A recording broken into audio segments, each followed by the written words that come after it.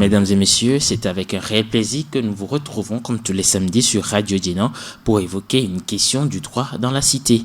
Pour ce nouveau numéro de votre émission L'heure du droit, nous allons nous attarder sur la question de la médiation en droit et plus particulièrement la médiation avec l'acte uniforme OHADA. Vanessa Haïté, juriste secrétaire générale de l'Association internationale des étudiants juristes branche du Togo, et Mathieu Doumenian, juriste, sont mes invités sur ce plateau.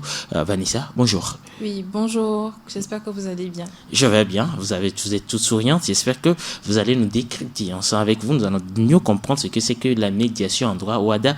Mathieu Doumenian. Mathieu, bonjour. Oui, bonjour. Merci d'avoir accepté notre invitation. Micro et présentation, Elie Eric Atikbo. Alors, on parle de médiation, on en entend parler. On parle de OHADA. Ça fait deux choses que nous ne connaissons pas, deux mots, ou bien des expressions que nous ne maîtrisons pas. D'accord. Donc, il y a l'OHADA. C'est d'abord quoi l'OHADA, Vanessa? Oui, l'OHADA, c'est l'Organisation pour l'harmonisation en Afrique du droit des affaires. Il s'agit en fait d'une organisation internationale qui regroupe 17 États et qui a été créée depuis le 17 décembre 1993. Voilà, donc le Togo fait partie justement de l'OHADA depuis le 27 octobre 1995. Aujourd'hui, le but de l'OHADA, c'est avant tout de harmoniser, de moderniser le droit des affaires en Afrique. Comme son nom l'indique, Organisation pour l'harmonisation. Exactement. Mais derrière aussi, l'OHADA vise d'abord à permettre d'obtenir une sécurité juridique et judiciaire pour les investisseurs et pour les entreprises. Voilà, donc à partir de là, avec ce but, on comprend bien qu'on souhaite obtenir une certaine intégration juridique dans l'espace OHADA. Voilà, donc l'intégration juridique passe par ce qu'on appelle une certaine législation de différents textes, de différents sujets qui ont trait avec le droit des affaires. Aujourd'hui, on appelle quelque chose communément le code OHADA. Dans le code OHADA, vous avez au total aujourd'hui 10 actes uniformes.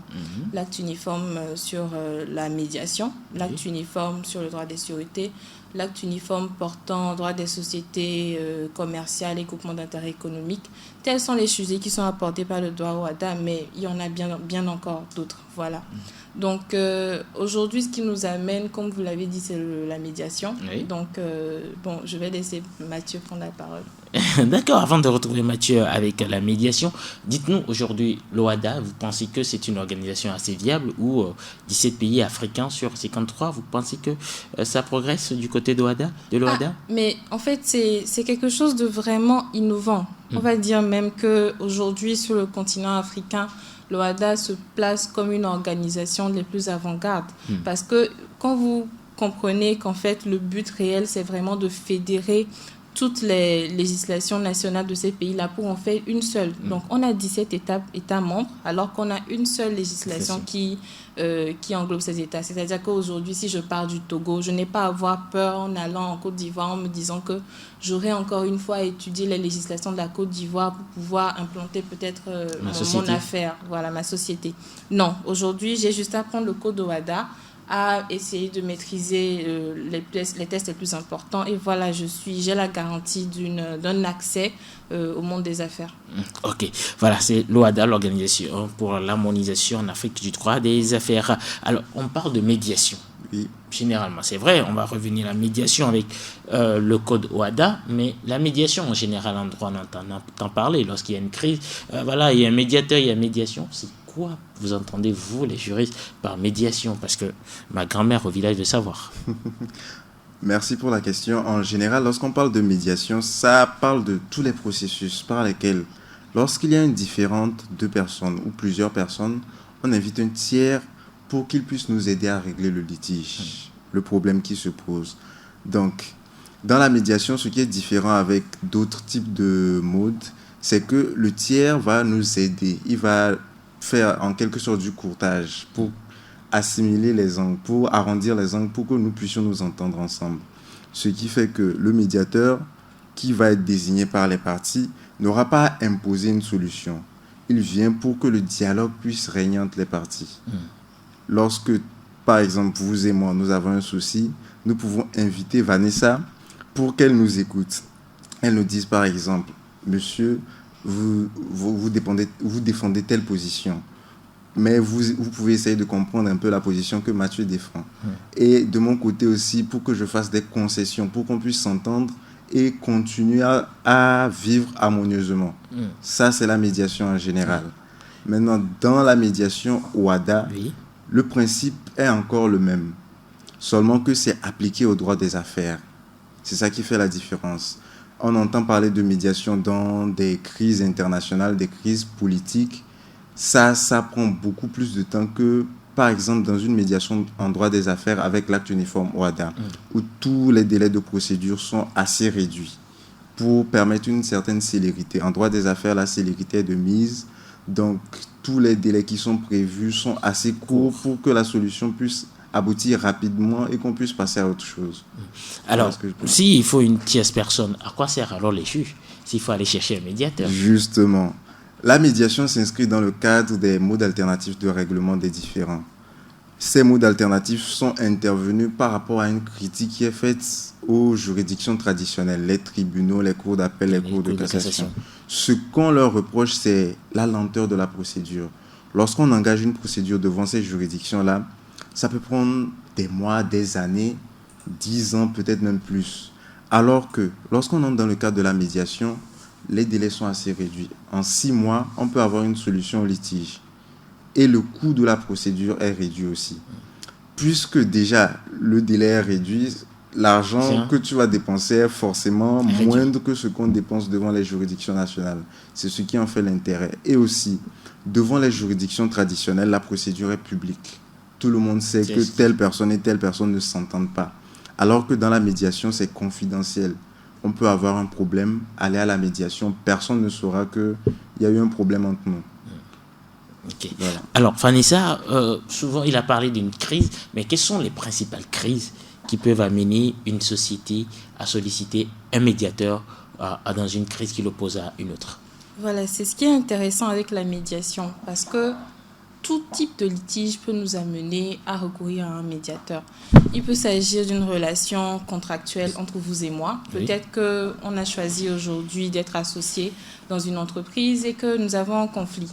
Et face à ce conflit, on a opté de désigner un médiateur qui va nous aider à résoudre ce conflit. On le dit souvent, à chaque fois que les hommes se réunissent, c'est vrai, il y a le meilleur, mais il y a forcément du conflit. Voilà, donc face à des situations conflictuelles, la médiation est là pour permettre à ce que les solutions puissent être prises, mais de façon vraiment apaisée, sans trop de dégâts. Voilà, parce que la justice, c'est vrai que la justice est bien, mais parfois, puisque la justice est censée trancher, choisir celui qui est celui qui a bien raison. Fait, voilà, justement. Donc là, la médiation, on cherche à avoir un certain compromis entre toutes les parties prenantes.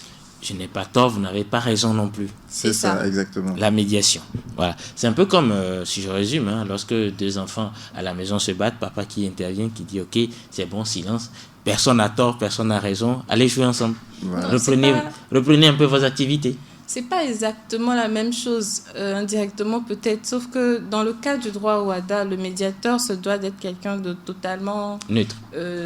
On va dire plutôt impartial.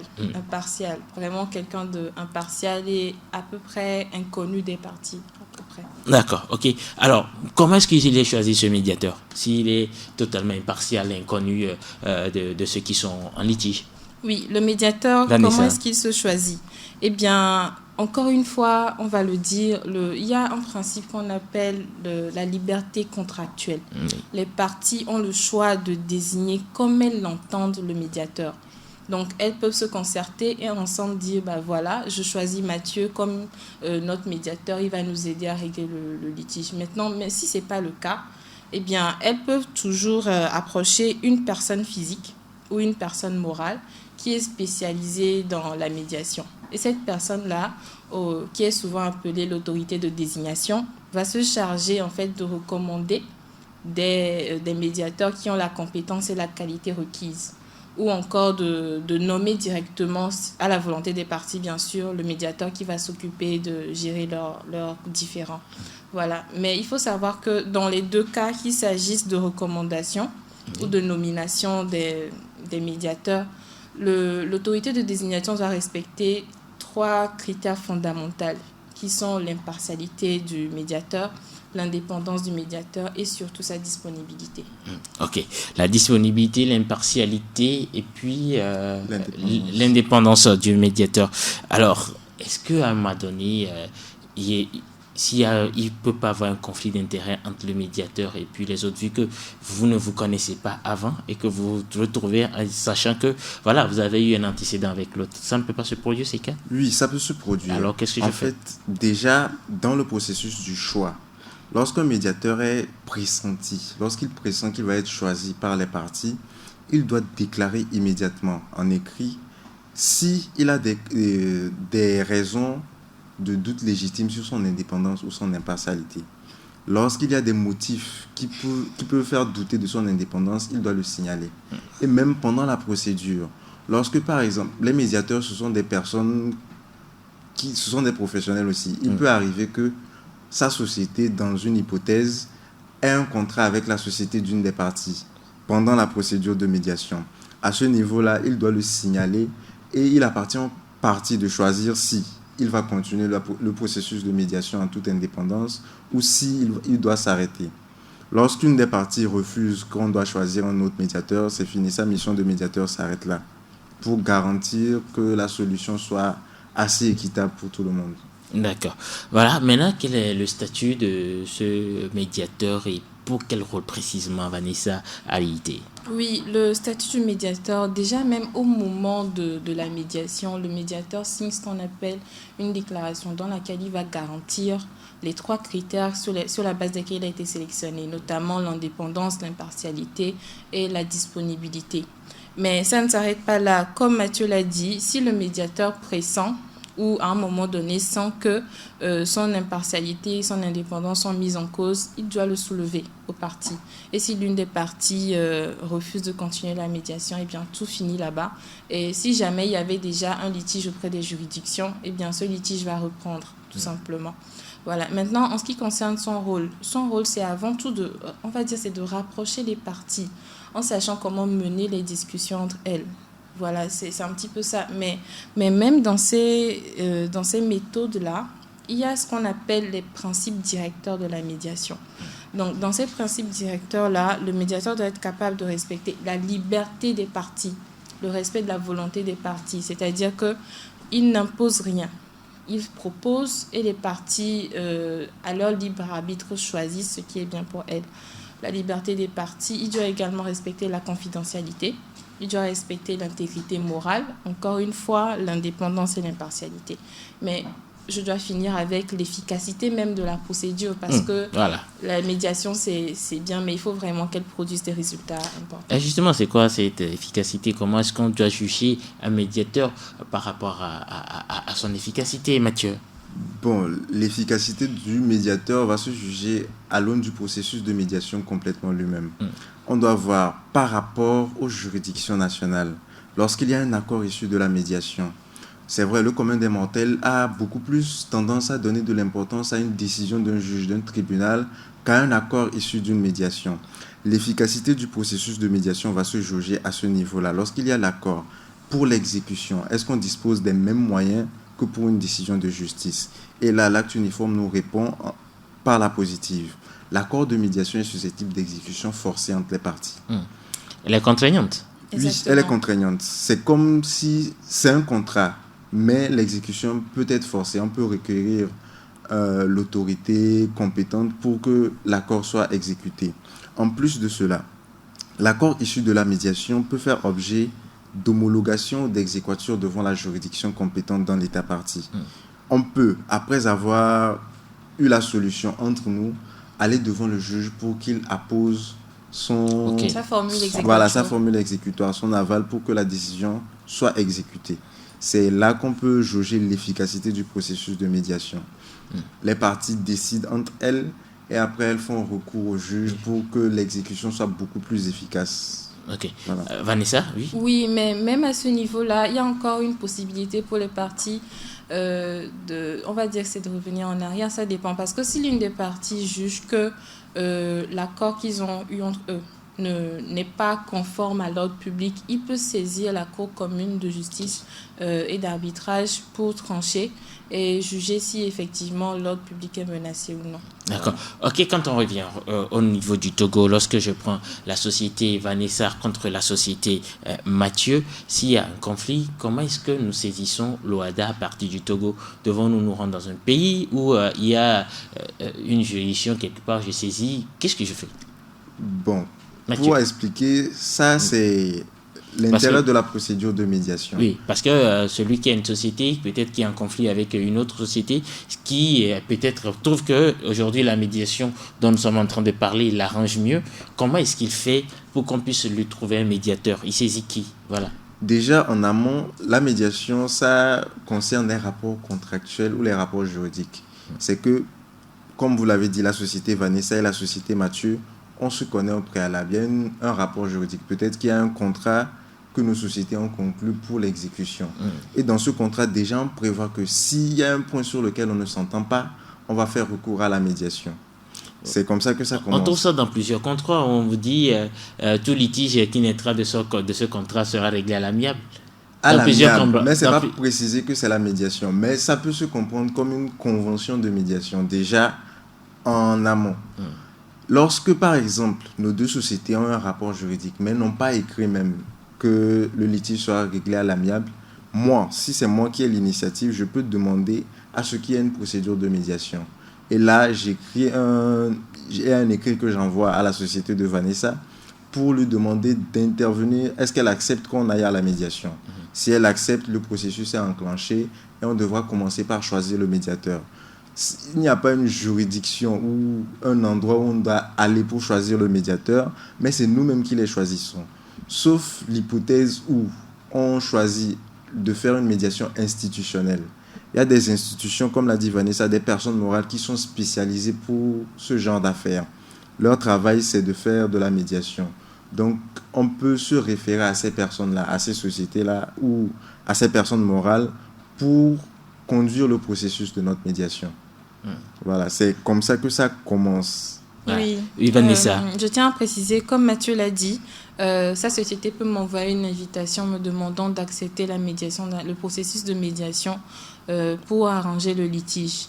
Maintenant, si je ne réponds pas, au bout de 15 jours, Mathieu peut juger que je ne suis pas d'accord pour mener cette médiation-là. Donc, la médiation ne pourra pas se former d'office. Non, il faut forcément l'accord des deux parties. D'accord. Alors, conciliation, médiation, est-ce deux mots deux termes qui veulent dire la même chose? En fait, souvent, on les emploie ensemble. Ça appartient au même type de règlement.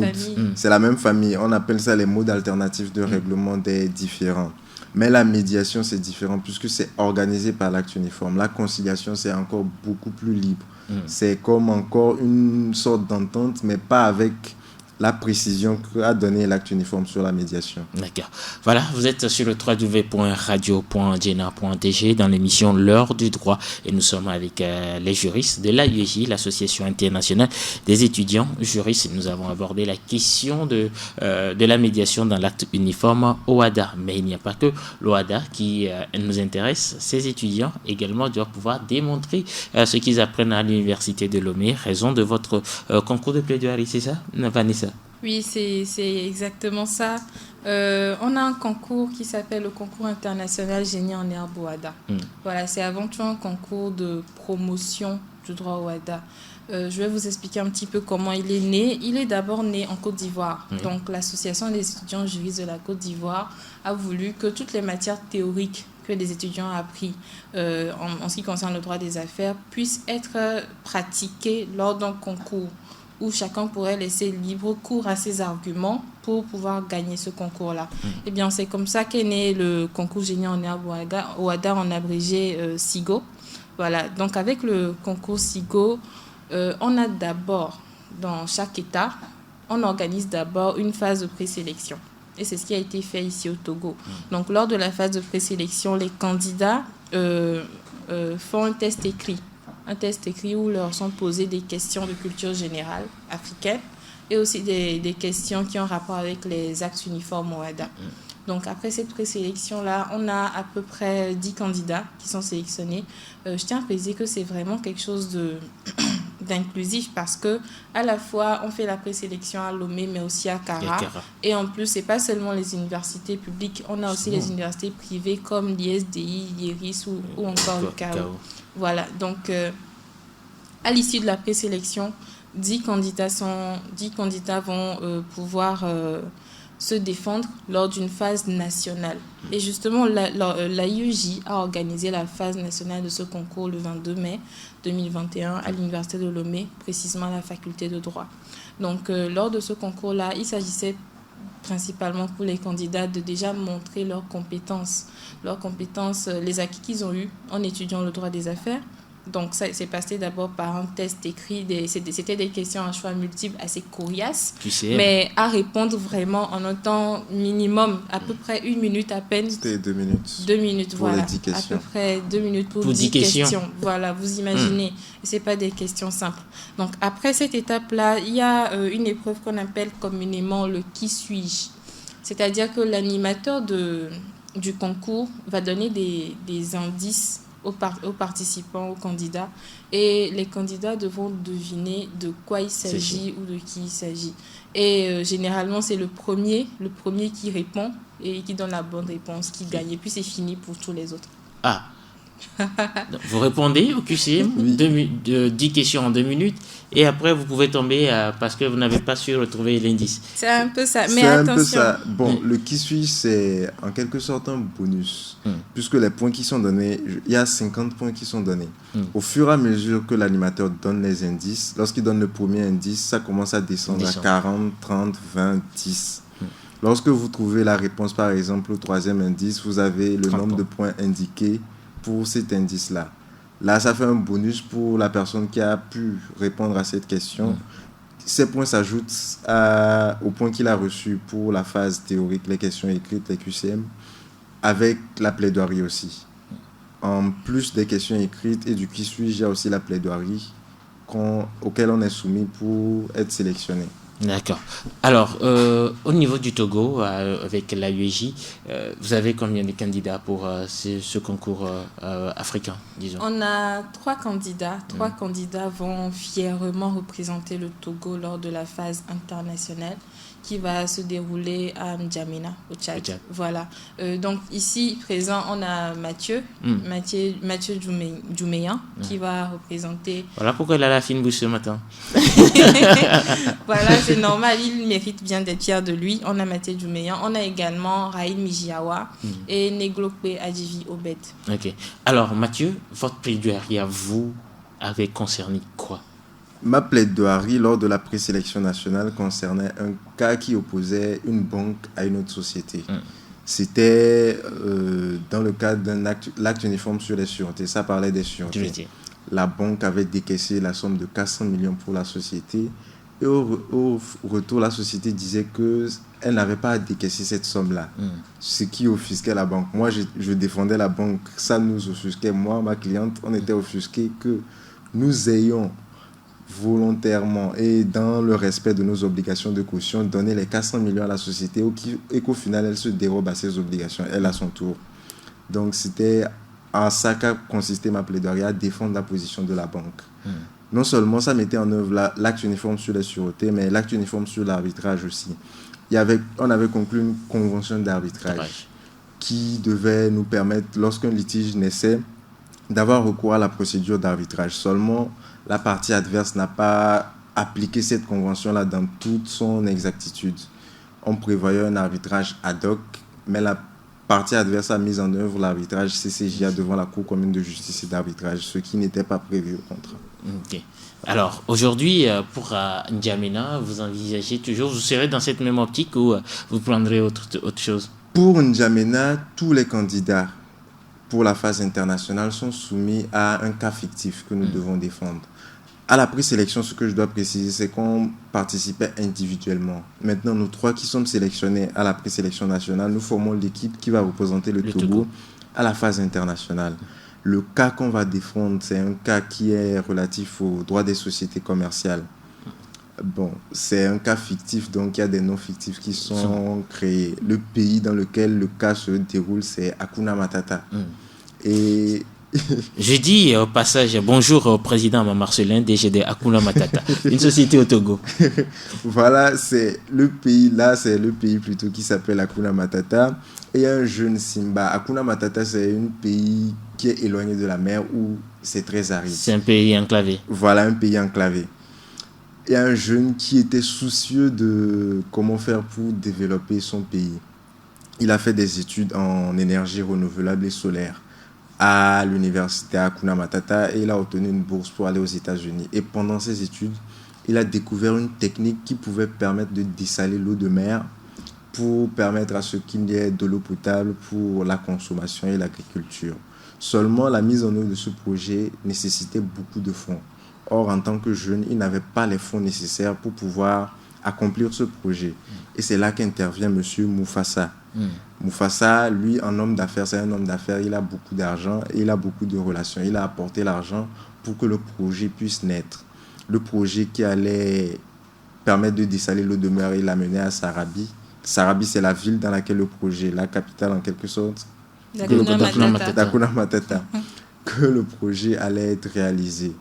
Voilà, c'est un pays enclavé, donc il est loin de la mer. Il fallait faire passer l'eau depuis la mer jusqu'à Hakuna Matata.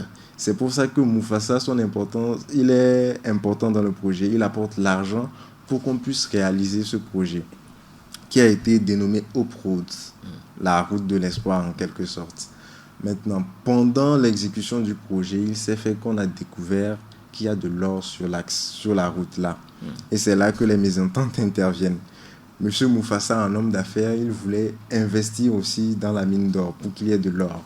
Monsieur Simba, le jeune ambitieux et talentueux, lui ne voulait pas qu'on touche à l'or. Son objectif, c'est l'eau. Son objectif, c'est l'eau. Et il se disait que les populations de Sarabi et d'Hakuna Matata leur font confiance pour apporter de l'eau, pas pour s'enrichir en exécutant le projet.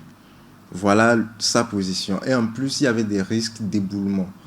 Le sol là-bas n'était pas stable, ce qui les ouvriers risquaient lorsqu'ils allaient entreprendre d'exploiter la mine d'or, ils risquaient de mourir dedans. D'être ensevelis dedans. Voilà. Monsieur Mufasa, lui, n'a pas écouté ses autres associés. Il a créé carrément une autre société à part où il exploitait la mine d'or. Et le risque s'est réalisé. Les ouvriers... Il y a eu éboulement. Il y a eu éboulement et les ouvriers étaient malades. Ils étaient dans un état très critique et ont terminé à l'hôpital. Maintenant, voilà, il faut que je précise que les plaidoiries vont se dérouler en deux phases. Cette partie, la partie où les ouvriers ont été ensevelis, va être confiée au processus de médiation. C'est la médiation qu'il y aura à ce niveau-là entre les familles des ouvriers malades et la société de Mufasa. Maintenant, comme les autres associés ne savaient pas que M. Mufasa avait investi dans la mine d'or, le scandale leur a permis de découvrir qui était derrière cette société. Et ils ont demandé à ce qu'il soit révoqué de son poste à la société. Voilà le nœud du problème, le nœud des plaidoiries. Nous devons nous préparer à défendre que ce soit la position de Mufasa, que ce soit la position de Simba, le jeune talentueux. Donc, c'est arrivé au concours en fonction des parties qui nous sont incombées que vous allez pouvoir argumenter. Voilà, exactement. Alors, au niveau de l'AEJ, qu'est-ce que vous faites pour pouvoir les accompagner? Il y a des séances d'entraînement. Qu'est-ce qui se passe? C'est quelqu'un général. Oui, il y a énormément de séances d'entraînement. On met à disposition de nos personnes ressources. On met à leur disposition nos aînés qui sont des spécialistes en droit WADA, tels que certains avocats, certains qui ont déjà leur master, qui sont spécialistes en matière de droit des affaires. Donc on met toutes ces personnes à leur disposition. Et je précise que le concours Génie en mer WADA, le Togo y a participé pour la première fois en 2010. Et en 2010, nous avons été finalistes et nous avons gagné le prix du meilleur plaideur. Ensuite, c'était en 2012 où nous avons été sacrés champions. Après l'année 2012, on a eu l'année 2017 où cette fois-ci, nous avons tout raflé. Nous avons été sacrés champions, mais on a eu également le prix du meilleur mémoire. Après cette année, vient l'année 2018 où on a eu le prix du meilleur mémoire à nouveau. Et en 2019, récemment, on a été sacré prix du meilleur plaideur. C'est pour vous dire en fait que réellement, l'équipe qui est portée Pour ce concours-là, c'est vraiment une équipe super soudée, vraiment entraînée, qui est préparée à tout type d'épreuve. Voilà, à tout type d'épreuve. En d'autres termes, c'est de voir les étudiants que nous formons à la faculté de droit, peuvent-ils pratiquer ce qu'ils apprennent sur le terrain? C'est ça. Très intéressant de voir que le Togo arrive là, mais forcément, quand on parle de concours, on parle de moyens. La UEJ, je connais, pour avoir été étudiant juriste, vous n'avez pas assez de moyens, ça c'est sûr. Vous avez des moyens? Bon, les ressources humaines, vous en avez? Voilà. Bon, ok, je prends mal ma question. Vous avez les ressources financières pour amener la politique que vous voulez entreprendre par rapport à ça? Vous avez raison. C'est vrai, l'AUJ, c'est une association, c'est une très grande association. Mais le défi aujourd'hui, c'est vraiment de permettre à l'équipe togolaise de se rendre à N'Djamena pour représenter notre patrie. Parce que aujourd'hui, à vous avouer réellement les choses, N'Djamena, c'est très loin. Voyager, en plus de ça, c'est un luxe. Donc, les billets d'avion coûtent assez cher. Et c'est pour ça que nous voulons d'abord, avant tout, remercier nos partenaires. J'aimerais citer quelques-uns de nos partenaires. Avant tout, on a l'Université de Lomé, particulièrement la personne du président de l'Université de Lomé. Il est juriste, non? Voilà, c'est tout à fait normal. Il est juriste, oui, qui ne cesse justement de nous accompagner à chaque étape de ce concours et plus encore. Nous avons également l'Ordre des avocats qui à chaque fois nous fournit ses aides et ses ressources humaines et financières pour organiser ce concours-là. Je voudrais également préciser qu'il y a la société Total Énergie. Total Énergie aussi GT Assurance qui également nous fournit leur aide. Voilà. Alors Mathieu, le concours, la finale à N'Djamena, c'est pour quand? Le concours se déroula du 13 au 18 septembre à N'Djamena. On n'a qu'à 2 semaines là. Oui, à quelques semaines. Les préparations sont en train de s'accélérer actuellement. Déjà aujourd'hui, il y a une préparation en cours. Donc, dès que je finis ici, je vais les rejoindre. On se prépare déjà, comme elle l'a dit, les différents prix pour les mémoires. Les questions sur les actes uniformes, on se prépare aussi à y répondre. Et les plaidoiries, on commencera bientôt à plaider pour s'exercer déjà ici. Votre rêve, c'est peut-être de finir champion. Je vous ouvre les micros de Radio Djena pour faire passer un message pour que quelqu'un puisse vous permettre de réaliser votre rêve. Notre rêve, comme vous l'avez dit, c'est de finir champion. Nous n'y allons pas en spectateur ou en participant. Nous n'allons pas juste participer. Nous allons pour ramener les différents trophées en jeu au Togo ici. Donc, si vous êtes de bonne volonté et que vous voulez nous aider, vous pouvez contacter l'AEJ à travers ces différentes plateformes sur les réseaux sociaux pour nous aider. Oui, les contacts de l'AEJ. Les contacts de l'AEJ. Donc, si vous voulez discuter de toutes ces situations-là, vous pouvez nous contacter sur le 92 18 67 92 ou encore sur le 92 18 67 92 ou encore sur le 91 14 96 82. 91 14 96 82. 92 18 67 92 ou encore le 91 14 96 87 pour contacter 82 pardon 91 14 96 82 pour contacter l'AEJ. Allez-y Vanessa. C'est exactement ça. Donc nous sommes disponibles. Le siège de l'AEJ est situé à l'Université de Lomé au campus sud juste au niveau de l'amphi 20 ans. Donc le siège est ouvert tous les jours. Si vous appelez ces contacts, on vous répondra. Et si vous avez besoin d'adhérer même à l'AEJ, nous sommes disponibles. J'espère qu'il y a des étudiants en droit qui nous entendent. L'AEJ est une porte ouverte pour vous. Nous sommes là à la fois pour vous montrer la voie, mais aussi pour vous ouvrir de nouvelles opportunités. Alors, chers juristes, messieurs les avocats, monsieur le ministre de la Justice, monsieur le président de la République, ou encore madame le Premier ministre, vous avez des jeunes, comme le disait le président il y a des mois, aucun sacrifice n'est trop grand lorsqu'il s'agit de l'avenir de la jeunesse, encore qu'il s'agit de l'avenir de cette jeunesse en ce qui concerne la justice. Nous sommes tous des potentiels justiciables et donc je crois que l'appel vous est lancé de pouvoir accompagner ces enfants, un billet d'avion, un séjour, un hôtel, une restauration, un déplacement, tout est bienvenu pour l'AEJ. Peut-être vous n'avez pas retenu les numéros, sachez que Radio Djena, sur nos plateformes, nous sommes disponibles, contactez-nous et nous ferons un réel plaisir de vous mettre en contact avec l'association des étudiants internationale des étudiants juristes pour ce concours de plaidoirie sur l'acte uniforme OHADA. Vanessa, quel sera votre mot de la fin pour cette émission. Mon mot de la fin, c'est encore une fois de vous remercier d'abord de nous avoir accueillis pour cette émission. C'était vraiment agréable. Nous avons pu discuter de la médiation ensemble et ensuite du concours OADA. Je tiens également à remercier tous les auditeurs qui sont présents et spectateurs aussi qui sont présents de nous suivre jusqu'à la fin. Nous remercions nos partenaires qui ont toujours marché avec nous-mêmes dans les temps difficiles et nous leur demandons encore une fois de se mobiliser auprès de nous pour que nous puissions ensemble obtenir un résultat fructueux. Mathieu Dumignan, oui, votre Oui, mot. j'aimerais saluer particulièrement tous ceux qui nous encadrent dans le cadre des préparations pour ce concours, à savoir les différents lauréats. Ceux qui avaient participé au concours avant, ils s'investissent vraiment, ils donnent de leur temps pour nous encadrer, pour nous dire comment ça se passe, les erreurs à ne pas faire et ce qu'il faut faire pour pouvoir gagner le concours. Donc, je les remercie particulièrement. Je remercie aussi l'AEJ qui nous apporte tout le nécessaire, que ce soit les salles pour qu'on puisse se préparer et tout ce qu'il faut en ce qui concerne la logistique. Et vous remercier particulièrement aussi pour l'occasion que vous nous donnez de nous exprimer à votre radio. Moi, mon remerciement, je l'accepterai quand il y aura un prix que vous allez me ramener sur Radio Djena, sur ce plateau. Merci quand même d'avoir accepté notre invitation, de nous avoir entretenu sur la médiation. J'espère que ça ne sera pas une première et une dernière, il y aura plusieurs autres émissions par rapport au droit. Merci de nous avoir suivis. C'était cette émission L'heure du droit, retour de la médiation avec l'acte uniforme OADA. Vanessa Haïté, juriste secrétaire générale de l'Association internationale des étudiants, juriste branche du Togo, et Mathieu Dumignan, juriste, étaient mes invités. Je suis Elie Atikpo. Je vous donne rendez-vous le samedi prochain pour évoquer toujours une question du droit dans la cité. D'ici là, ne zappez pas, restez toujours sur le www.radio.djena.tg.